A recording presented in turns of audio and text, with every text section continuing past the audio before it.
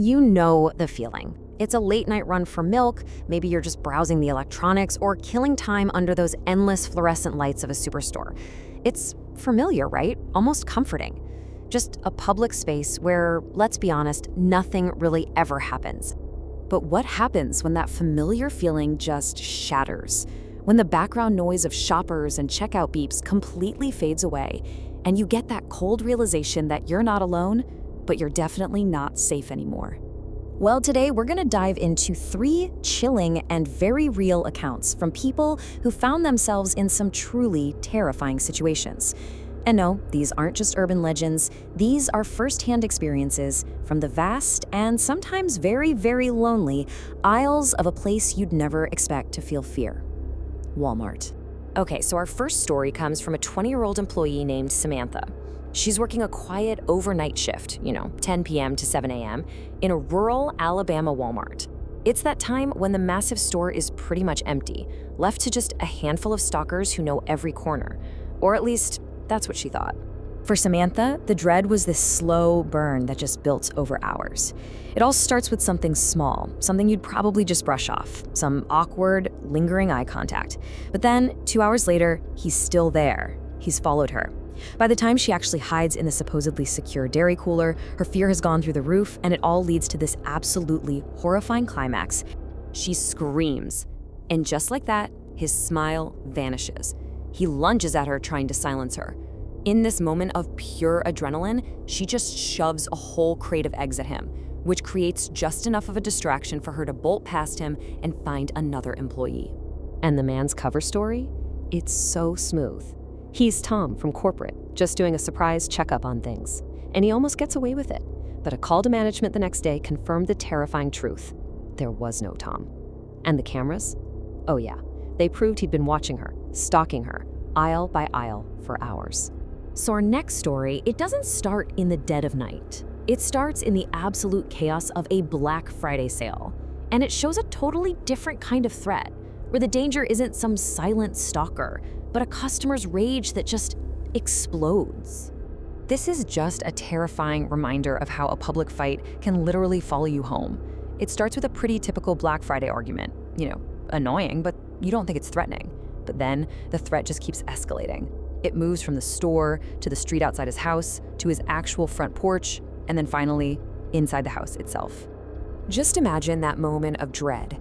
You're trying to explain to your family that you think you were followed home. Your mom goes to the door, looks through the peephole, and her face just confirms your absolute worst fear. The man from the store isn't just a bad memory. He's on the other side of your front door, and he's pounding on it, trying to get in. The family runs upstairs while they're on the line with 911. And then they hear it, the sound of smashing glass. The man is inside.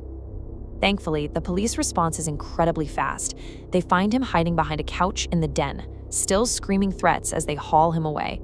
A fight over a laptop had just turned into a violent home invasion. For our last story, we're going back to the late hours. This one's from a night stalker who's working after the store has closed, the doors are locked. He and his 2 coworkers, Alvin and Baco, are supposed to be the only 3 people inside this entire massive building. Supposed to be. He's over in the electronics department when he sees it. Just a flash of movement out of the corner of his eye. A figure dressed in all black. He knows it can't be Alvin or Baco. They're in uniform. He calls out their names. Nothing. Just silence. He is not alone. And then things get even weirder. A bicycle is violently knocked off its display hook. And then he hears it. This bizarre, unsettling laugh that sounds like it's coming from the very next aisle. He runs over and sees him. A man in black, who turns his head just enough to show half his face before sprinting away into the maze of shelves. Absolutely terrified, he finds his coworker Alvin, warns him, and then runs to the employee bathroom to hide. He sits down in a locked stall, his heart is just pounding. The bathroom door swings open. He holds his breath as he sees someone step into view through the tiny crack of the stall door, looking right at him. The figure gets closer and closer, until all he can see is an eye. Unintelligible whispering starts to fill the small bathroom, echoing in the dead quiet. In a total panic, he calls Alvin, shouting for help. And just like that, the figure vanishes, running out of the bathroom moments before Alvin gets there. They look around. There's no one. He spent the rest of his shift glued to Alvin's side, way too scared to be alone. The next day, he gets a text from his manager. He checked the security cameras for the night of the incident, and you know what he found? Nothing. There was no footage, just hours and hours of static. No proof, no explanation, nothing. So after all that, what can we take away from these 3 harrowing experiences? I mean, they seem so different, right? A stalker, a raging customer, a phantom intruder. But they all share a terrifying core.